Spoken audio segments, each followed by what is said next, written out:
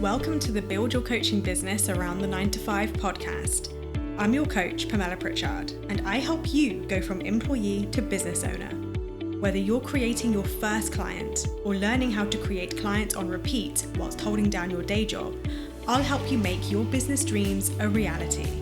Let's begin. Hello, welcome back to the podcast. So today we are talking about the overwhelm of inaction. Such a good name. I came up with it because it came through in the gym actually while I was on the treadmill. I was thinking about everything that I needed to get done, that I wanted to do, that I was excited to deliver in my business, that I was excited for in terms of this year, this quarter, this month, this week. And then I got pretty overwhelmed and suddenly my brain started racing and my heart was already racing because I'm on the treadmill and it just became a lot. And as I settled into it and obviously being the business coach I am, coached myself through that process, I came to a conclusion. I found my way through. I got really clear on what my simple next step was going to be and got home, delivered, job done, nice and easy, happy days, all is well. And then what happened, which is even more interesting, is that I had obviously client calls coming up for the rest of the week. And so many of my clients expressed the exact same situation. And I realized, oh my gosh, this isn't just a me problem. It's not that this is a problem. Nothing is wrong. Nothing has gone wrong.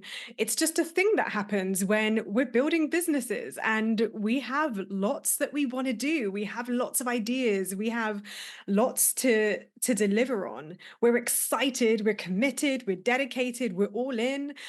And then the overwhelm of inaction tends to take charge. And one of my clients literally mirrored back to me exactly what I was thinking on the treadmill. It felt like I could almost hear it in my mind's eye. I could hear the domino effect as all of the dominoes, just one after the other, started falling down. I had one idea, but in order to execute that idea, I would have to make sure that this other thing was done, and then this other thing was done. But then if I'm going to do that, then I need to do this other thing. And then suddenly it became too much. So I'll give you a very visceral example that came up with a number of my clients. And this is literally what I was thinking. I was thinking, right, I'm going to do my podcast this week. What am I going to talk about? Then I had all these ideas. And then as soon as I started thinking about those ideas, I remember thinking, oh, but I'm not loving my brand at the moment. I'm feeling like I've started to outgrow the visuals of my podcast episode. So maybe I need to update my Canva and update my branding. But oh, if I'm going to do that, then maybe I should do it properly. So, oh God, now I need to hire someone. Oh my God, where am I going to find someone to hire them? But then if I do that, that's going to take a couple of weeks. But in the meantime, I need to get my podcast out. And look, the domino, one thing after another was coming and coming and coming and coming. And suddenly, before you know it, it feels like this one little thing I wanted to do is just not viable. Clients have shared this with me when it comes to starting a podcast, getting their next podcast episode out, launching a workshop, just creating their general everyday content. This is so common. And I know it's not just me. I know it's not just my clients. If you're listening to this, then first of all, just connect it to something that is on your mind that you know you want to deliver, that you just don't feel ready for. That either you are ready to execute, but you feel like there's a million and one things that you need to do in order to be able to take it, in order to be able to do it, or you feel like there is something big that you want to do, but in order to get there, there's a lot of steps in the way. So the domino can kind of lead up to the thing you want to deliver, and the domino can also happen as an after effect of the thing that you want to deliver. Like the idea comes first and then the domino comes, or the domino's there in order to get you to the thing that you really want to be doing in the first place. I even see this with coaches who are literally at the very beginning of their business. I remember I did this literally at the very, very beginning. And I see it still when I see people saying, oh, I'm ready to sign clients. I'm nearly going to finish certification. I'm ready to sign my first client so that I'm hopefully signing people by next season. But I need to get the contracts in place. I need to get the CRM in place. I need to build a website. I need to do my branding. I need to start posting on social media. All of these steps that you make up that get in the way of you just signing a client, just chatting to someone, telling them you can help them, telling them, do you want to work with me? Them saying yes, you sending them a payment link and them starting with you. It is mind-boggling how we create so many distractions and, dare I say it, so many excuses. Dun, dun, dun. I said the word.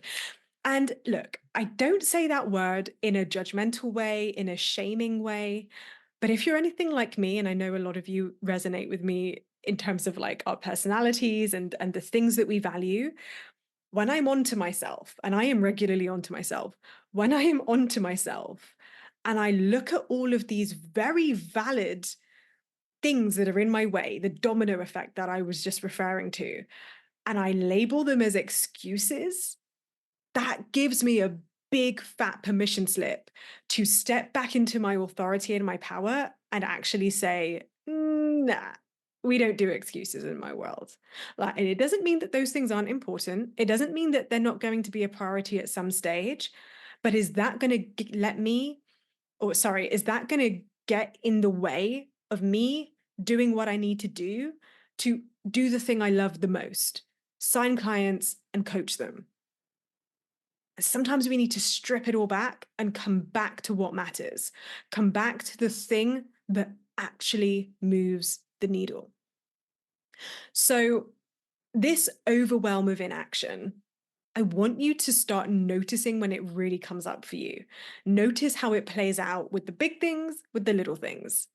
Start playing with this idea that if you just call it what it is, an excuse, then maybe that's all you need to shift yourself back into your authority as the CEO of your coaching business and focus on what actually matters, on the priority thing that you need to be doing in order to make the next step and get your business moving, get that momentum going.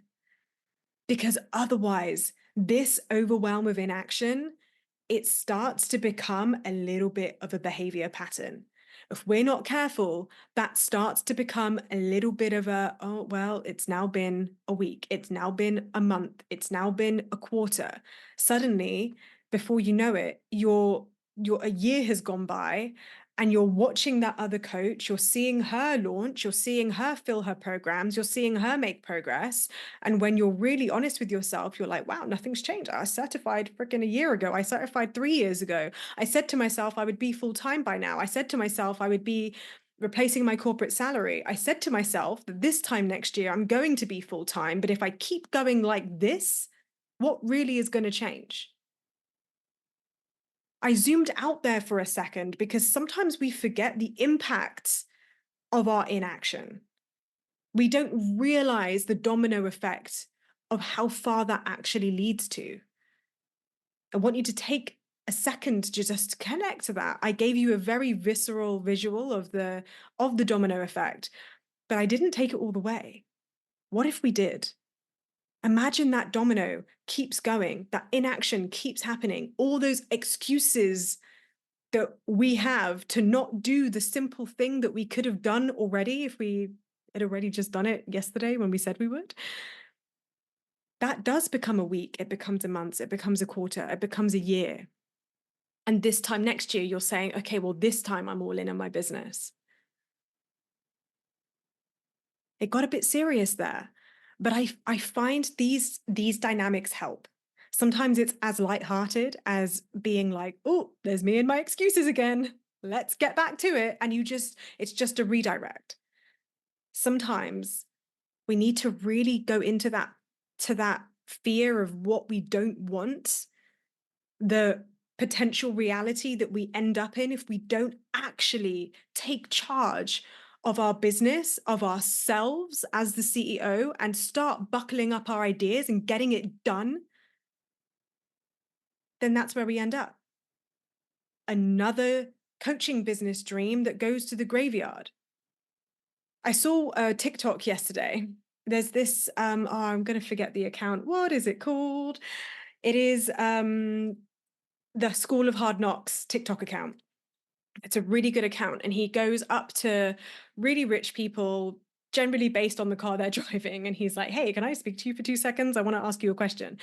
And these people are like millionaires, billionaires. And one of them, and I've heard this one a couple of times from different people, and I've heard it from many people have said it now. But one of them said, look, the richest place you could ever go is the graveyard, because that is where all of those dreams that never came into fruition went to die. Like, we are so blessed to be alive right now. It is such a gift. It is such a ridiculous one in a multi-billion chance that we are even living, that we have the breath in our lungs, that we have the freedom of speech, the opportunity to be on a freaking social media account for free, for goodness sake, and just say something, anything. And we hold ourselves back with our excuses, with our apathy, with our fears. We need to be better than that. If we're going to be the kind of person that inspires other people to overcome their fears, their excuses, and their apathy. Think about that for a second. This is one of the core principles inside my Thrive program, whether you're with me one-to-one or in group. It is that you need to be the coach of choice. You need to be the person that leads. In order to be the kind of life coach, and again, if you don't call yourself a life coach, don't fixate on that. In order to be a coach that people go, oh, fuck, she can help me. Oh, fuck, she's doing the thing. Geez, she's out there. She knows what she's talking about. In order to be the kind of person someone's going to invest in, you need to go ahead and be the kind of person that someone's going to invest in. It starts with those tiny little actions that we're procrastinating on. And look, sometimes procrastination is deep. Sometimes those fears are deep. I don't want to pretend that that stuff isn't real. Often the fears that we have are very real to our subconscious. Well, they are. It's not often. They are always very real to our subconscious. Our duty to our dreams, to our clients, to our vision, our mission, our purpose is to give ourselves the grace, the compassion, but then step into our personal power and actually look at those fears face on and decide, I'm going to see what's actually behind this.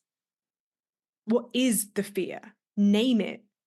Find the words, find the language. And if you don't know how to do that in self-coaching, if you know that you're not that great at leading yourself, at taking those actions, at even listening to a podcast like this and going, yeah, no, she's right. She knows her shit. Like, she's pretty good. But do you then go and actually do something about it? If you don't, then come hire me. Get in my spaces. I will teach you how. I will empower you to do so. I will give you the skill set that you need to actually put this into action. And it comes in 2 levels. I always say this, you know this by now. It's going to be CEO embodiment and it's going to be your strategy. In one aspect, and what I've spoken to mostly is CEO embodiment so far. What I've spoken to so far is the ability to be onto yourself is a skill that you develop when you're in my world. It's the ability to self-coach, another skill that you develop in my world. It's the ability to step into your personal power, to yield your personal power and use it for good.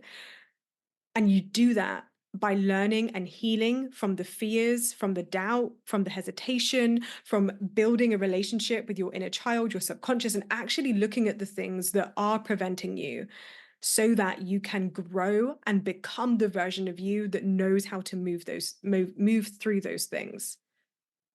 But the other half of it is in the context of building a coaching business. I want to make sure that you're taking the right actions. I know many of you, some of the clients that came to me this week were like, well, I see this thing that I want to do. This domino effect is happening. The steps aren't being taken. Even though I know what the steps are, I'm actually very clear on what they are. There are lots of fears that we totally discussed and overcame. But when the fear has been overcome, when you are ready to take action, what I see come in is a very, very, very good point. Is it the right action? Is it actually what your business needs? Are you putting your attention in the right places? Are you focusing on something in your business that actually, yeah, I mean, don't get me wrong, any action in your business is always going to be valuable, but are there major skill gaps happening in your client journey? Are there things missing on your website? Are there things missing that you haven't even considered to consider because you simply didn't know yet? So, from the strategy and the tactical perspective, there may well be things in your client journey that are missing. There may well be aspects of your messaging that you're simply not sure or skilled at communicating yet. So, on one hand, the reason you think that you can't post today is because you're not sure on your niche, or you're not sure who you're speaking to, or actually, if you do post, but your brand isn't ready and you haven't really decided what your title is and you don't really know what you're offering yet. Is it that you don't have an offer that's actually robust enough and that's the reason why you're hesitating? You think it's a content problem and an inspiration problem, but when we actually go to the layers of what your business needs, you haven't even decided on your offer suite yet. Your pricing's still off. We need to look at that. So, yes, it is very possible that when we get out of the mind drama and out of all the things where we're just getting in our own way, that there are very practical, strategic, and tactical things in your business that need to be addressed that you haven't addressed, you don't know how to address, you don't have the experience yet to address because you just haven't got to that stage yet of competence in your business. Not a problem. Get the help you need.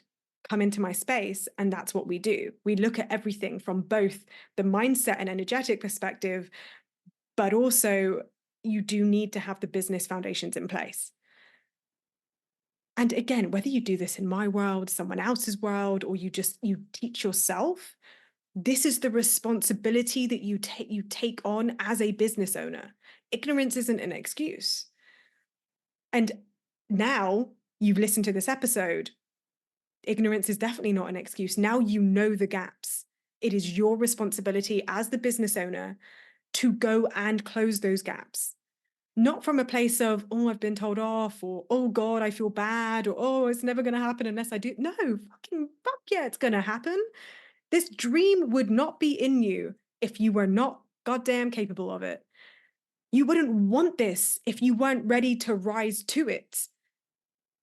You just have to be ready to rise to it, to remember, I want this. I'm going to go have it. I'm going to get it. I get to have what I want because I'm going to become the version of me who creates what I want. If you become that business owner, that coach, people are going to want to hire you. So the power in this is so much deeper than just, oh God, I'm overwhelmed and I don't know what the next step is. You know what the next step is. You just need to identify where the gap is, what the obstacles are, all those dominoes that you think are in the way. Identify them, look at the energetics, look at the mindset behind that, look at the strategy and the tactics that support that, bring it all together. And one step at a time, you are moving the needle and building your soul-led coaching business. And if you want help with that, then come and DM me or book a consult and we can discuss how we can work together so I can help you on that journey. But in the meantime, I hope this episode gave you some very juicy food for thought. Do not let the overwhelm of inaction get in the way of you, your dreams, your clients, and anything you want to build in your life. Don't let that get in the way for 1 second longer. All right, I'll see you in the next episode.